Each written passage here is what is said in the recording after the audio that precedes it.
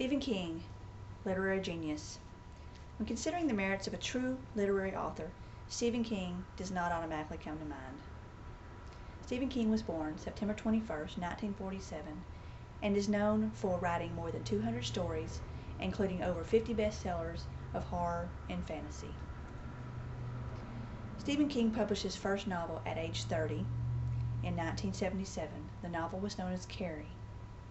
Other notable writings include The Shining, Misery, and The Green Mile, and those novels have been translated to the big screen. He has also written under the pen names of Richard Bachman and John Swethen. He has been a novelist and screenwriter over 30 years and is perhaps best known for his horror novels, although he has written several other that weren't horror novels. Horror novels and authors of this genre generally are not accepted as true literary geniuses and are not placed among the Literary Guild writers such as Faulkner or Dickens. So then the question remains, how does Stephen King fit into this mold? Getting into this esteemed hierarchy is not an easy task, and Stephen King is no exception. While it is relatively simple for critics to point out what is not literature, it is not as easy to point out what makes good literature that stands the test of time. I will discuss some of the arguments for and assertions against the recognition of Stephen King as a master of literary genius through his writings. His works, in my opinion, stand the test of time and will prevail throughout history as the horror genre's leader.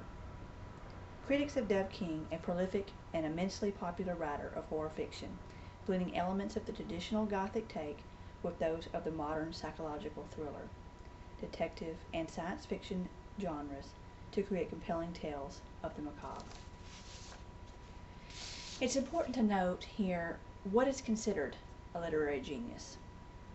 According to an article I found in popmatters.com, a critic states that the definition of literature is a writing that is technically imaginative and creative, and that consists of an analysis or experience and a synthesis of feelings into a unity. If the writing can produce an emotional state or a clearly aesthetic or cognitive experience, then the writing is considered as valuable literature. The author himself refers to his own writings as the Big Mac and Fries of fiction, thus downplaying his own efforts as disposable and empty calorie counts, jokingly, of course. Additionally, the website known as Gale Group contains a literary criticism regarding Stephen King that states, his fiction features colloquial language, clinical attention to physical detail and emotional states, realistic settings, and an emphasis on contemporary problems. His exploration of such social issues as marital infidelity and peer group acceptance lend credibility to the supernatural elements of his fiction. However, other critics dismiss King's writings as works of literary value, asserting it lacks literary merit because of its commercial popularity. He has often even been dubbed a formula writer, and one who relies on coincidental plots and sketchy characterizations. According to Wikipedia.com, the first novel King wrote, Carrie, was a story of a young girl with psychic powers who feels like an outsider in her high school. She suffers teasing and humiliations by her schoolmates until she loses control, gaining revenge against her tormentors at an ultimately disastrous result. Interestingly, the novel was actually thrown away by King into the trash can, only to be rescued by his wife, Tabitha. The novel was eventually finished and published much later and received the prestigious acclaim of international bestseller.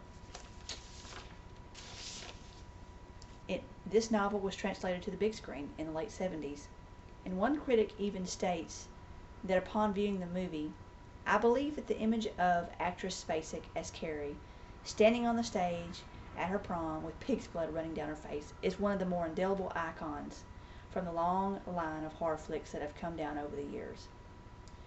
Since the publication and subsequent screen release of Carrie, public awareness of the author and his works has reached an all-time high. Another of King's more impressive writings is that of Misery. Written in 1987, the story begins as Paul Sheldon, also a writer, regains consciousness to learn that he is the victim of a car accident and that he has been rescued and subsequently imprisoned by Annie Wilkes, a middle-aged, deranged ex-nurse, and Sheldon's biggest fan. He suffers at the hands of this woman until finally killing her and escaping, only to find that his suffering at the hands of this biggest fan actually turns out to be the fueling factor for his best-selling novel ever. Critics of Misery remark that Misery is charged throughout the novel with sexual symbolism and is nothing more than a battle of the sexes. The literary criticism of Natalie Schroeder and Gail Group states that Misery is a psychological horror story about the supernatural, a frightening tale of the reality of everyday life, of repressed fears of pain, frustration, loneliness, anxiety, insecurity, dependence, and disintegration. And although there are no explicit sexual scenes in the novel, Misery exploits Freudian metaphorical representations of sexuality. She goes on to say that Misery depicts an ultra-violent sexual battle that ends in stalemate.